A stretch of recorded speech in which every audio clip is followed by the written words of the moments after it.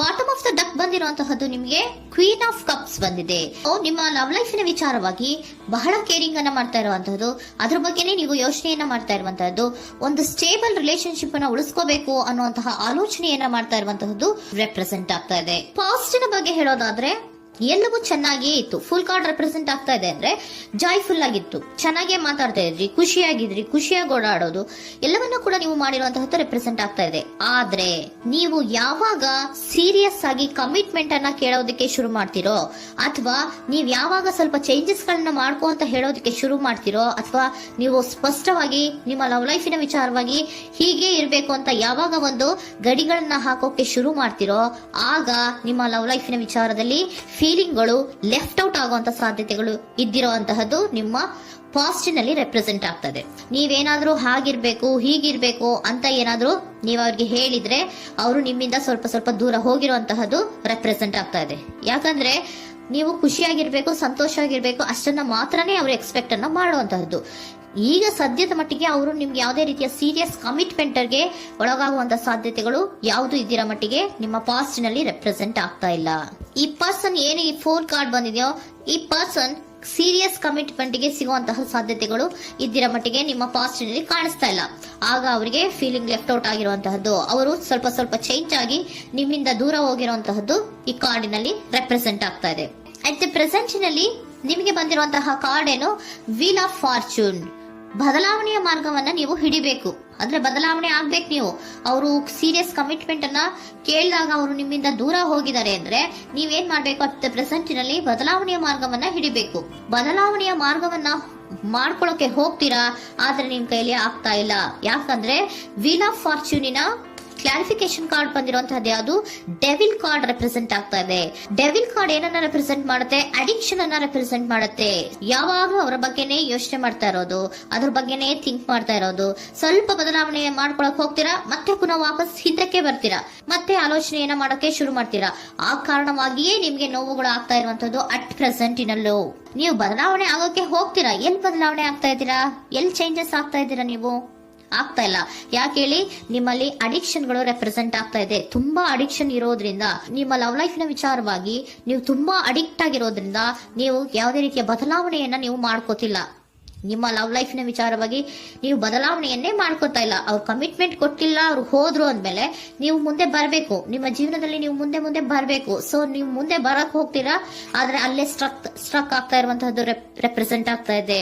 ನೀವ್ ಯಾವಾಗ ಅಡಿಕ್ಷನ್ ಗಳನ್ನ ಜಾಸ್ತಿ ಮಾಡ್ಕೋತಿರೋ ಅಬ್ಸೆಷನ್ ಆಗತ್ತೆ. ಯಾವಾಗ ನಿಮ್ಮಲ್ಲಿ ಅಬ್ಸೆಷನ್ ಗಳಾಗಕ್ಕೆ ಶುರು ಆಗುತ್ತೋ ಆಗ ನಿಮ್ಮ ನೋವುಗಳು ಜಾಸ್ತಿ ಆಗುತ್ತೆ. ಕಣ್ಣೀರಿಡೋದು, ನೋವನ್ನ ಪಡೋದು, ಸಂಕಟ ಪಡೋದು, ಪದೇ ಪದೇ ನೆನಪಿಸ್ಕೊಳ್ಳೋದು, ಅಳೋದು, ಆಗದೇ ಇಲ್ವೇನೋ ನನಗೆ ಅನ್ನುವಂತಹ ರೀತಿಯಲ್ಲಿ ಅಟ್ ಪ್ರೆಸೆಂಟ್ ನಲ್ಲಿ ಕೆಲವೊಬ್ರು ಇರುವಂತಹದ್ದು ರೆಪ್ರೆಸೆಂಟ್ ಆಗ್ತಾ ಇದೆ.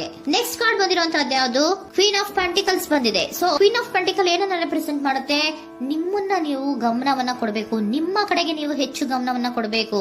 ಅವ್ರು ನಿಮ್ಗೆ ಸೀರಿಯಸ್ ಕಮಿಟ್ಮೆಂಟ್ ಕೊಡ್ಲಿಲ್ಲ, ಫೀಲಿಂಗ್ ಲೆಫ್ಟ್ ಔಟ್ ಆಯ್ತು, ಅವರು ದೂರ ಆಯ್ತು, ಹೋದ್ರು ಅಲ್ವಾ.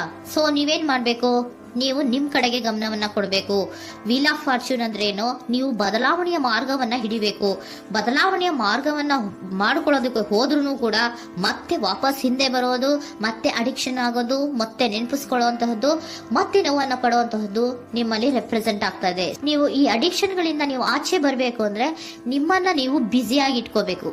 ಟೈಮ್ ಇದ್ರೂ ಕೂಡ ಮತ್ತೆ ಪುನಃ ಹಿಂದೆ ಬಂದು ನೀವು ಆಲೋಚನೆ ಮಾಡುವಂತಹ ಸಾಧ್ಯತೆಗಳು ಇದೆ. ಅದಕ್ಕೆ ನೀವು ಅಟ್ ಪ್ರೆಸೆಂಟ್ ನಲ್ಲಿ ನೀವು ಆ ಫೀಲಿಂಗ್ ಇಂದ, ಈ ನೋವಿನಿಂದ ನೀವು ಆಚೆ ಬರ್ಬೇಕಂದ್ರೆ ನೀವೇನ್ ಮಾಡ್ಬೇಕು, ಸ್ವಲ್ಪ ಏನಾದ್ರೂ ಬ್ಯುಸಿ ಆಗ್ಬೇಕು, ಕೆಲಸಗಳನ್ನ ಮಾಡೋದಕ್ಕೆ ಶುರು ಮಾಡ್ಬೇಕು. ನಿಮಗೆ ಗೊತ್ತಿರುವಂತಹ ಯಾವ ಕೆಲಸವಾದ್ರೂ ಸರಿ, ನೀವು ಸ್ವಲ್ಪ ಬ್ಯುಸಿ ಆಗಿರೋದಕ್ಕೆ ಪ್ರಯತ್ನವನ್ನ ಮಾಡ್ತಾ ಇರುವಂತಹದ್ದು, ಮಾಡುವಂತಹದ್ದು ರೆಪ್ರೆಸೆಂಟ್ ಆಗ್ತಾ ಇದೆ. ಕೆಲವೊಬ್ರು ಮಾಡ್ತಾ ಇದ್ದೀರಾ, ಕೆಲವೊಬ್ರು ಮಾಡುವ ಕಡೆಗೆ ಆಲೋಚನೆಯನ್ನ ಮಾಡ್ತಾ ಇರುವಂತಹದ್ದು ಅಟ್ ಪ್ರೆಸೆಂಟ್ ನಲ್ಲಿ ರೆಪ್ರೆಸೆಂಟ್ ಆಗ್ತಾ ಇದೆ. ಇಮಿಡಿಯೇಟ್ ಫ್ಯೂಚರ್ ನಲ್ಲಿ ಏನ್ ರೆಪ್ರೆಸೆಂಟ್ ಆಗ್ತಾ ಇದೆ, ನೈಟ್ ಆಫ್ ಸೋರ್ಟ್ಸ್ ರೆಪ್ರೆಸೆಂಟ್ ಆಗ್ತಾ ಇದೆ. ನೀವು ಕ್ವಿಕ್ ಥಿಂಕಿಂಗ್ ಅನ್ನ ಮಾಡಿ ಏನೋ ಒಂದು ಆಕ್ಷನ್ ಅನ್ನ ತಗೋಬೇಕು ಅನ್ನೋದ ಆಲೋಚನೆಯನ್ನ ಮಾಡ್ತೀರಾ, ಬಹಳ ಫೋಕಸ್ ಅನ್ನ ಮಾಡ್ತೀರಾ ಒಂದು ವಿಚಾರವಾಗಿ, ಕ್ವಿಕ್ ಥಿಂಕಿಂಗ್ ಅನ್ನ ಮಾಡ್ಬೇಕು ಅಂತ. ಮತ್ತೆ ಪುನಃ ಏನ್ ಮಾಡ್ತೀರಾ, ನಿಮ್ಮ ಮುಂದೆ 2 ಆಪ್ಷನ್ಗಳು ಬಂದ್ಬಿಡುತ್ತೆ. ಯಾವ್ದು ಮಾಡ್ಲಿ, ಹೇಗ್ ಮಾಡ್ಲಿ, ಏನ್ ನನ್ನ ಕೈಲಿ ಆಗ್ತಾ ಇಲ್ವಲ್ಲ ಮರೆಯೋದಕ್ಕೆ, ಮುಂದೆ ಹೋಗೋಣ ಅಂತೀನಿ, ಮತ್ತೆ ಏನಿದು ಕನ್ಫ್ಯೂಷನ್ ಅಂತ ಮತ್ತೆ ಕನ್ಫ್ಯೂಷನ್ ಅಲ್ಲಿ ಇರುವಂತಹದ್ದು ಇಮಿಡಿಯೇಟ್ ಫ್ಯೂಚರ್ ನಲ್ಲಿ ರೆಪ್ರೆಸೆಂಟ್ ಆಗ್ತಾ ಇದೆ. ನೀವೇನ್ ಮಾಡ್ಬೇಕು, ಈ 2 ಆಯ್ಕೆಗಳಲ್ಲಿ ನಿಮಗೆ ಯಾವ ಆಯ್ಕೆ ಬೇಕು ಅನ್ನೋದನ್ನ ಫಸ್ಟ್ ಆಲೋಚನೆಯನ್ನ ಮಾಡಿ ನಂತರ ನಿರ್ಧಾರವನ್ನ ಮಾಡಬೇಕಾಗುತ್ತೆ. ಡಿಟರ್ಮಿನೇಷನ್ ಅಂಡ್ ಡೈರೆಕ್ಷನ್, ನಿರ್ಣಯವನ್ನ ಮಾಡಿ ಅದೇ ದಾರಿಯಲ್ಲಿ ನೀವು ಮುಂದೆ ಹೋಗ್ಬೇಕು. ಈ ಆಲೋಚನೆಯನ್ನ ಮಾಡಬೇಕು. ಆ ರೀತಿಯ ಆಲೋಚನೆಯನ್ನ ಮಾಡಿದ್ರೆ ಇನ್ ನಿಯರ್ ಫ್ಯೂಚರಿನಲ್ಲಿ ನೀವು ಆ ರೀತಿಯ ಆಲೋಚನೆಯನ್ನ ಮಾಡಿದ್ರೆ ನಿಮ್ಮಲ್ಲಿ ಒಂದು ಪಾಸಿಟಿವ್ ಚೇಂಜಸ್ ಗಳಾಗತ್ತೆ. ಸ್ಟಾರ್ ರೆಪ್ರೆಸೆಂಟ್ ಆಗ್ತಾ ಇದೆ, ಕೆಲವೊಂದು ರೀತಿಯ ಪಾಸಿಟಿವ್ ಚೇಂಜಸ್ ಗಳು ಆಗತ್ತೆ. ನಿಮ್ಗೆ ಏಂಜಲ್ ಗೈಡೆನ್ಸ್ ಏನ್ ಕೊಡ್ತಾರೆ ಅನ್ನೋದನ್ನ ನೋಡೋಣ. ನಾಟ್ ದ ರೈಟ್ ಟೈಮ್, ಇದು ಕರೆಕ್ಟ್ ಆಗಿರುವಂತಹ ಟೈಮ್ ಅಲ್ಲ. The situation will improve, situation ಅನ್ನೋದು ಇಂಪ್ರೂವ್ ಆಗುತ್ತೆ ಯಾವಾಗ, ಇಫ್ ಯು ಬಿಲೀವ್, ನೀವು ನಂಬಿಕೆ ಇಟ್ಟಾಗ ಮಾತ್ರ ಸಿಚುಯೇಷನ್ ಅನ್ನೋದು improve ಆಗುವಂತಹದ್ದು.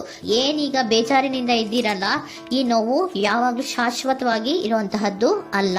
Not the right time, ಇದು ಕರೆಕ್ಟ್ ಆಗಿ ಇರುವಂತಹ ಸಮಯ ಅಲ್ಲ. ಸ್ವಲ್ಪ ವೇಟ್ ಮಾಡು, ನೀವು ಚೇಂಜಸ್ ಮಾಡ್ಕೊಳ್ಳೋ ಕಡೆಗೆ ಹೆಚ್ಚು ಗಮನವನ್ನ ಕೊಡು, ಅಲ್ಲಿ ಚೇಂಜಸ್ ಆಗತ್ತೆ ಅನ್ನೋದನ್ನ ಏಂಜಲ್ ಗೈಡೆನ್ಸ್ ನಿಮ್ಗೆ ಕೊಡ್ತಾ ಇದ್ದಾರೆ.